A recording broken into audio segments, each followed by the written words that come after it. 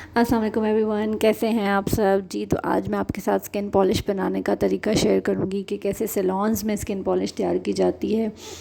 क्योंकि जब हम सैलून से स्किन पॉलिश करते हैं तो हमें इसके बहुत अच्छे रिज़ल्ट्स मिलते हैं, और वही जब स्किन पॉलिश हम घर पे करते हैं तो हमें उसका वैसा रिज़ल्ट नहीं मिलता है। तो आज मैं आपके साथ सीक्रेट शेयर करूँगी कि कैसे सैलून्स में स्किन पॉलिश तैयार की जाती है।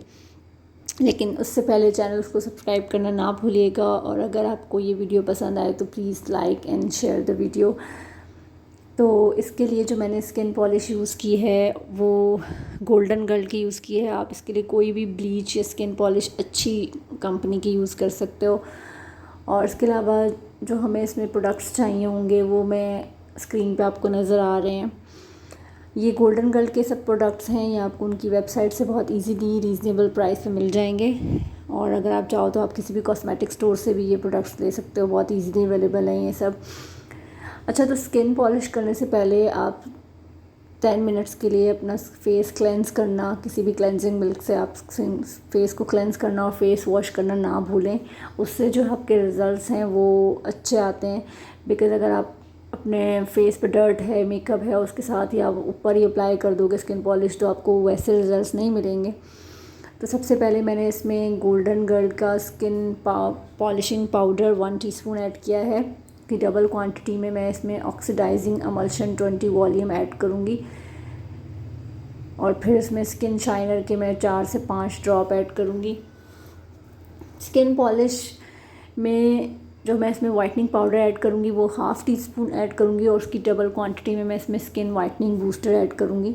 किसी भी स्किन पॉलिश को तैयार करने के लिए एक बेसिक सा फार्मूला होता है कि जितना आप पाउडर यूज़ कर रहे हो उसमें वो ब्लीचिंग पाउडर या वाइटनिंग पाउडर उसकी डबल क्वांटिटी में आप इसमें उसका अमल्शन ऐड करते हो या ब्लीचिंग लिक्विड ऐड करते हो, ठीक है। और फिर इसमें मैंने विटामिन ई का एक कैप्सूल ऐड किया है।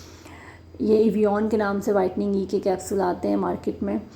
और फिर हम इसमें वाइटनिंग कैप्सूल ऐड करेंगे, ये भी आपको बहुत इजीली किसी कॉस्मेटिक स्टोर से मिल जाएगा। और एंड में मैं इसमें संदल पाउडर ½ टीस्पून ऐड करूँगी। अगर आपके पास संदल पाउडर नहीं है तो आप इसमें टेल्कम पाउडर भी ऐड कर सकते हैं। और अगर आपकी स्किन बहुत सेंसिटिव है, ब्लीचिंग से आपके स्किन पर रैशेज़ हो जाते हैं, रेडनेस हो जाती है, तो टेल्कम पाउडर इसके लिए भी बहुत अच्छा है, इससे आपके रैशेज़ नहीं होते हैं। लेकिन अगर बहुत ओवर सेंसिटिव स्किन है तो प्लीज़ आप उससे पहले ब्लीचिंग करने से पहले अपने पैच टेस्ट लाजमी कान के पास करके देख लो कि आपको कोई रिएक्शन तो नहीं हो रहा है इसका, ठीक है। और अगर आप विंटर्स में स्किन पॉलिश कर रहे हो तो आप टेल्कम पाउडर के बजाय इसमें लोशन ऐड कर सकते हैं, ठीक है। 15 मिनट्स के लिए आपको ये अप्लाई करना है अपने फेस पे। और ऐसा होता है कि जब आप ब्लीच अप्लाई करते हो तो उसके बाद आपकी स्किन ड्राई हो जाती है और ब्लीच जो है बिल्कुल ड्राई अप हो जाती है, तो आप ब्रश से इसके ऊपर री अप्लाई कर सकते हो। जैसे देखिए मैंने अपने हाथ पे जैसे अप्लाई किया हुआ है और ड्राई हो रही है ब्लीच।